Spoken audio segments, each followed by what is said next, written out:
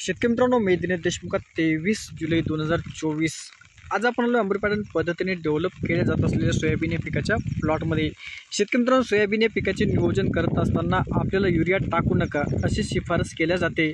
पण सध्याच्या परिस्थितीमध्ये आपण बघू शकता, गेल्या 7 ते 8 दिवसापासून सतत रिमझिम पाऊस चालू आहे आणि ज्या शेतकऱ्यांच्या शेतामध्ये सोयाबीनची चांगल्या प्रकारे वाढ होत नाही, त्या शेतकऱ्यांनी एकरी 25 ते 30 किलो युरिया अशा कंडिशनमध्ये टाकायला पाहिजेत।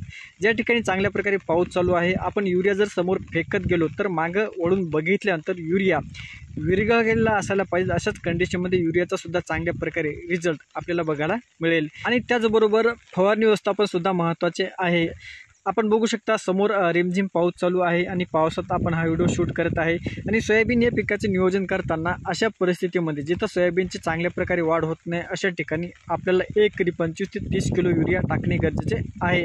आणि फवारणी व्यवस्थापन करताना कोसावेट WDG 80% सल्फर हे आपल्याला त्या ठिकाणी घ्यायचे जिथं सोयाबीनचे पीक पिवळे पडले असेल, म्हणजेच पानं पिवळे पडले असेल, लाल पडले असेल, तर अशा ठिकाणी फवारणी व्यवस्थापन करताना कोसावेट WDG 80% हे 30 ग्राम प्रति 15 ते 20 लिटर पंपसाठी आपल्याला घ्यायचं आहे।